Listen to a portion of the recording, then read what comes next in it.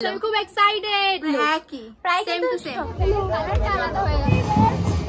রাত 3টের সময় আমরা গাইস এখন রোল খাচ্ছি। প্লিজ নিও না, চয়েসে নিও না। Hello guys, welcome back to my channel. কেমন আছো তোমরা? সো দেখো আজকে কিন্তু পুরো সকাল সকাল রেডি হয়ে গেছি। এই দেখো স্পেশাল একটা জায়গায় যাওয়ার আছে। হ্যাঁ, যেমনটা তোমরা থাম্বনেলে বুঝতেই পারছো দেখে। আজকে যাব তোমাদের সবার প্রিয় ফেমাস ইউটিউবারের বাড়ি, যার নাম হচ্ছে সুমি রয়। হ্যাঁ, সুমিদিরা কিন্তু কদিন আগে আমাদের বাড়িতে এসেছিল আমার রেজিস্ট্রির জন্য। সো আজকে যেতে চলেছি আমি সুমিদির বাড়ি। সো দেখো পুরো রেডি হয়ে গেছি আর ব্যাগ ফ্যাগও রেডি করে নিয়েছি। মানে কত তাড়াতাড়ি বেরোনোর কথা ছিল, একদম লেট হয়ে গেছি। এ দেখো ব্যাগ, এই যে ব্যাগ রেডি করা, আর মা এখনো সমস্ত কিছু রেডি করে দিচ্ছে। তো আগে ভাবছি ইন্ট্রোটা করে নিই। তো চলো আগে বেরোই, তারপর সমস্ত কিছু কথা হচ্ছে রাস্তায় বেরিয়ে। সো বাড়ি থেকে বেরোনোর আগে আমাদের সবার আগে যে কাজটা সেটা হচ্ছে মন্দিরে প্রণাম করা। এবার যারা আমার ভিডিও নতুন দেখছো তাদের প্রশ্ন হতেই পারে যে মন্দিরটা আমাদের কিনা। না, মন্দিরটা কিন্তু আমাদের না, আমার মা বাড়ি আসলে আমাদের বাড়িরই সামনে, যার জন্য যেখানেই বেরোই না কেন আমরা ঠাকুর প্রণাম করেই তবে বেরোই। এটা নিয়ম বা অভ্যাস যাই বলো। আর পাশে যাকে দেখছো সে হচ্ছে আমার ছোট্ট বোনু, মানে আমার মামার মেয়ে। আমি ঠাকুর প্রণাম করতে গেলে ও আসলে বুঝে যায় যে আমি দূরে কোথাও যাচ্ছি। তো দেখো ফাইনালি আমি কিন্তু রেডি। এই হচ্ছে আমার আজকের লুক। কেমন লাগছে আমাকে অবশ্যই কিন্তু কমেন্টে জানিও। টাটা সোনা, তোমার জন্য কি আনবো বলো? খাবারের কথা বলছি না, খেলনার কথা বলছি আমি। বলো কি আনবো?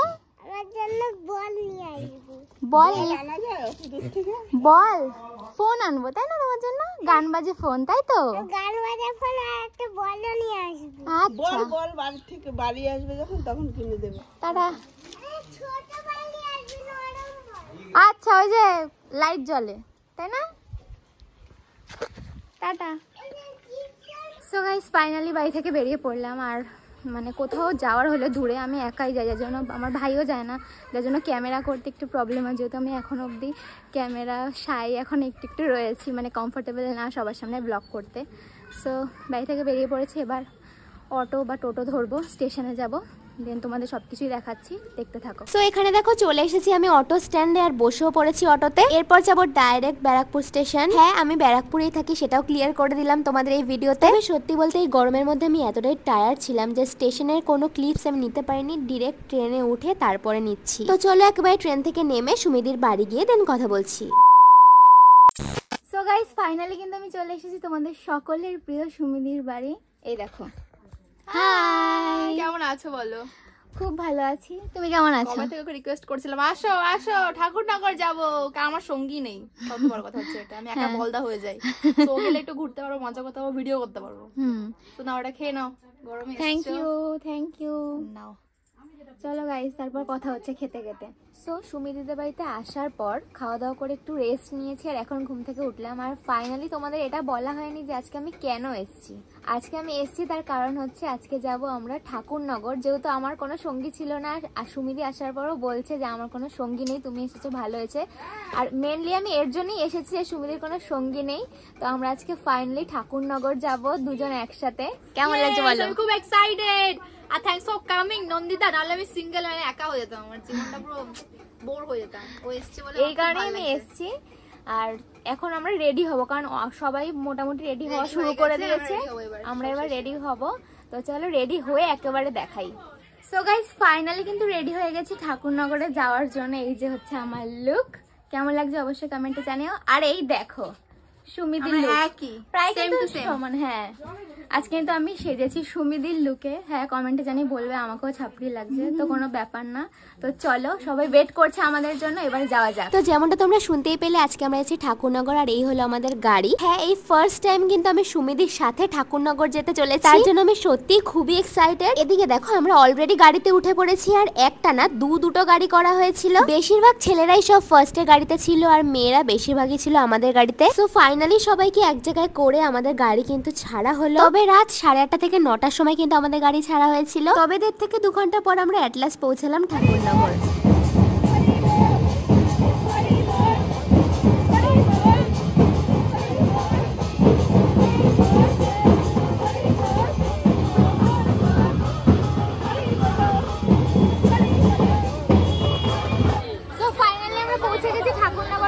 ঠাকুর বাড়ি যাওয়া হয়নি, এখানে আমরা সবাই বসেছি দেখো এখানে।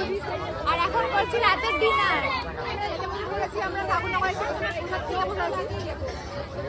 আমরা খেয়ে নিয়ে তারপর ঠাকুর বাড়িতে যাই না, ক্যামেরা নিয়ে যেতে পারবো কিনা। হবে না গাইস, সকালবেলা ট্রাই করব। এই দেখো, এই হচ্ছে আমাদের ঠাকুরনগরের ঠাকুর বাড়ির মন্দির। কি সুন্দর সাজিয়েছে তাই না? দেখলেই মনটা শান্তি হয়ে যায়। যারা মতুয়া বা যারা এর সাথে রিলেটেড তারাই আসলে বুঝবে। এইটুকু দেখার জন্যই হয়তো কত মানুষ ছুটে আসে, বা কেউ পারেও না হয়তো আসতে। তবে এবার যে আমার যাওয়ার ভাগ্য হবে আমি সত্যি ভাবতে পারিনি।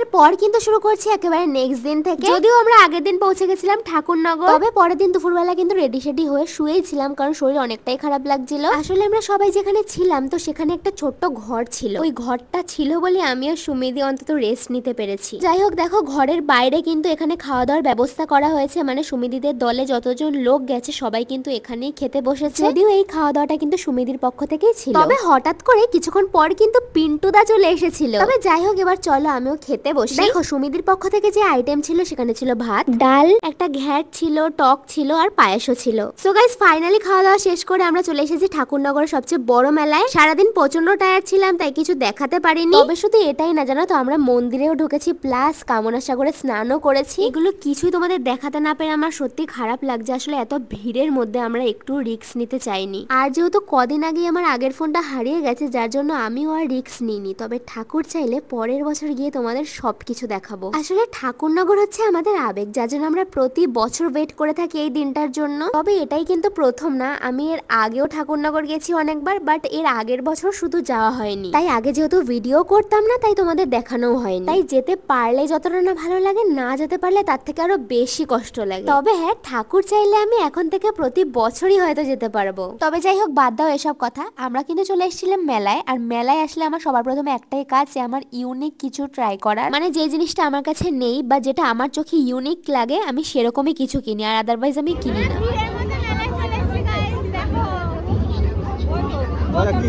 নেবে না কিছু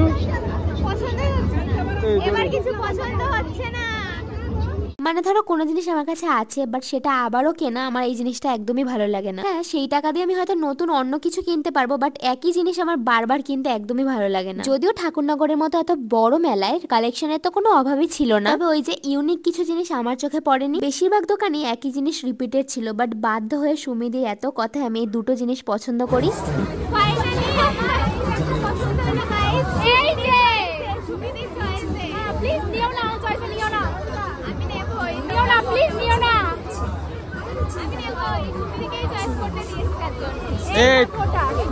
আচ্ছা,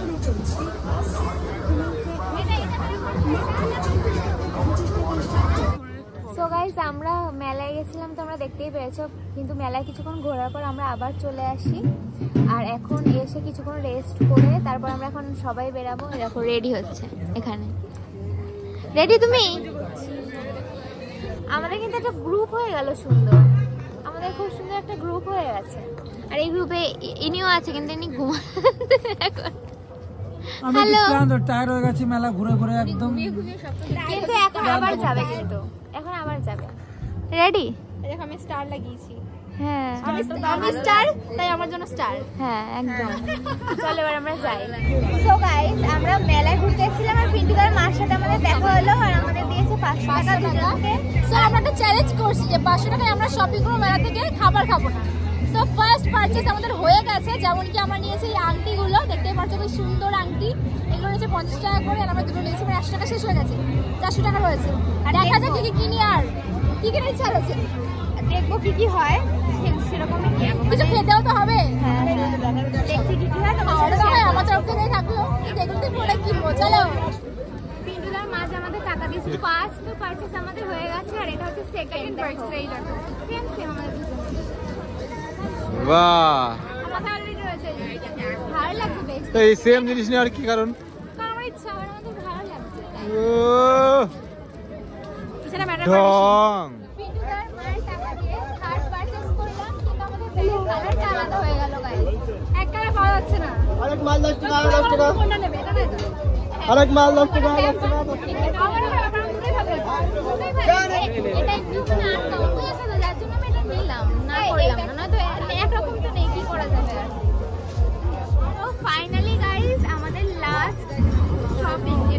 এই যে সেম আমরা শপিংয়ের লাস্ট না কিন্তু চ্যালেঞ্জের লাস্ট এটা আমরা পেলাম সেম, তাই আমরা একদম হাতছাড়া না করে 10 টাকা বেশি দিয়ে আমরা এটা কমপ্লিট করলাম। এই হেভি লাগবে দেখো না পড়লে দারুণ লাগবে।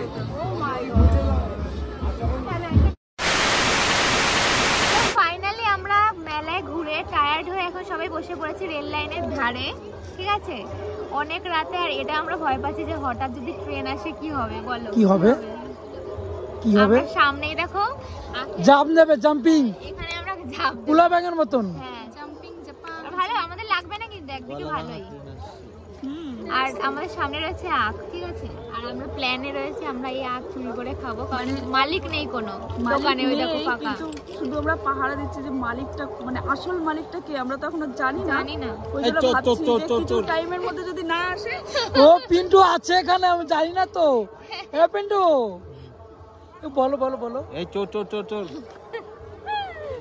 রাত 3টের সময় আমরা গাইস এখন রোল খাচ্ছি সবাই মিলে, আর আমার খুব ঠান্ডা লাগছে, তাই না বলো? স্টেশনে এখানে প্রচন্ড ঠান্ডা, খোলা আকাশের নিচে বসে এই দেখো।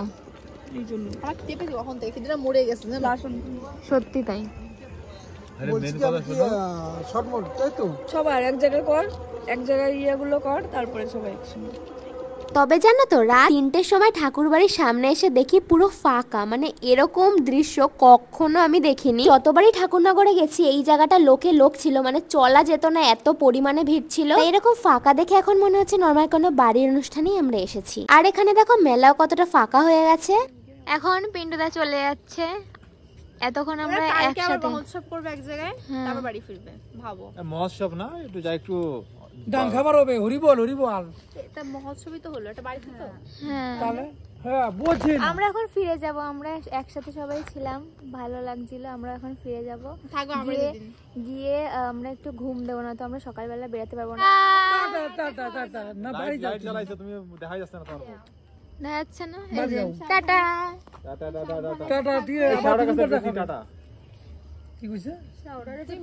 তবে হ্যাঁ, এই ফার্স্ট টাইম কিন্তু আমি মানে এত দিন কাটালাম, কারণ প্রথম দিন যে আসি তারপরের দিন স্নান টান হয়ে গেলে আমরা সবাই চলে যাই, কিন্তু এই ফার্স্ট টাইম সুমিদির জন্য, তাই না? আমরা 2 রাত একদিন থেকেছি, কালকে আবার সকালে অনেক দিন আমি কোনোদিনও থাকিনি। এই যে তাই এই পুরো টোটাল ব্যাকগ্রাউন্ডটাও জানতাম না যে পুরো এরকম ফাঁকা হয়ে যায়, আর ফাঁকা হলে কেমন লাগে সত্যি ফার্স্ট টাইম। হ্যাঁ সত্যি দেখো কি সুন্দর লাগছে, সুন্দর না খুব মানে কষ্টকর লাগছে, কষ্টকর। হ্যাঁ, কারণ আমরা তো এখন টায়ার্ড, তো যতই আমরা মানে লোকজন থাকলে আমাদের আরো যতই টায়ার্ড থাকতো আমরা ঠিক মানে একদম।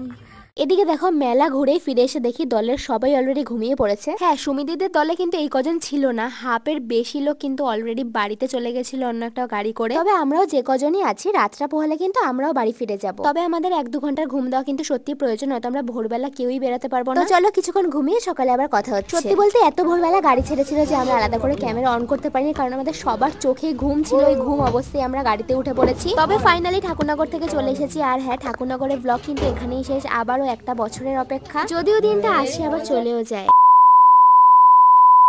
সো ফাইনালি কিন্তু আমি ঠাকুরনগর থেকে আর সুমিদের বাড়ি থেকেও চলে এসেছি। গলার অবস্থা দেখে জানি না তোমরা বুঝতে পারছো কিনা, হ্যাঁ প্রচন্ড ঠান্ডা লেগেছে। সো যেটা বলার সেটা হচ্ছে সুমিদিদের বাড়ি থেকে আসার পরে দেখি এই দেখো আমার একটা পার্সেল চলে এসেছে, আর ভাবলাম এই পার্সেলটা এই ভিডিওতেই তোমাদের সাথে শেয়ার করি যে কি এসছে। সো চলো শেয়ার করা যাক, এটা আনবক্সিং করে দেখি। আর এসেছে এটা মিশো থেকে, আমি একটা ব্যাগ অর্ডার দিয়েছিলাম, তো চলো দেখি ব্যাগটা কেমন এসেছে। প্রথমেই বলি এটা হচ্ছে একটা স্লিং ব্যাগ, যদিও আমি এটা ডিটেলস ভিডিও করেছি বা ইউটিউব চ্যানেলে আপলোড করে দিয়েছি, তাই এখানে সবকিছু ডিটেলসে বললাম না। ডিটেলস ভিডিও কিন্তু অলরেডি আমার পোস্ট করা হয়ে গেছে, আমি নিচে লিঙ্ক দিয়ে দিলাম, তোমরা দেখে এসো। তবে হ্যাঁ, ব্যাগটার প্রাইস কিন্তু নিয়েছে 220 টাকার মতো। মানে ভাবতে পারছো 220 টাকা এত সুন্দর একটা স্লিং ব্যাগ, এটা মিশো ছাড়া হয়তো কেউ দিতে পারবে না। তাই ব্যাগটা কেমন লাগলো অবশ্যই কমেন্টে জানিও। তো আজকের ব্লগটা এখানেই শেষ করছি। ঠাকুরনগরে এই ব্লগটা তোমাদের কেমন লাগলো সেটা কিন্তু অবশ্যই কমেন্টে জানাতে ভুলো না। দেখা হচ্ছে কোনো নেক্সট ব্লগে, ততক্ষণ তোমরা ভালো থেকো, সুস্থ থেকো, আর আমার ভিডিও দেখতে থেকো। আর হ্যাঁ, এরপর কি কি ভিডিও দেখতে চাও সেটাও কিন্তু কমেন্টে অবশ্যই জানাতে হবে। আর কোন পার্টটা ঠাকুরনগরে তোমাদের বেশি ভালো লেগেছে সেটাও কমেন্ট করে জানিও। So thanks for watching guys, bye bye.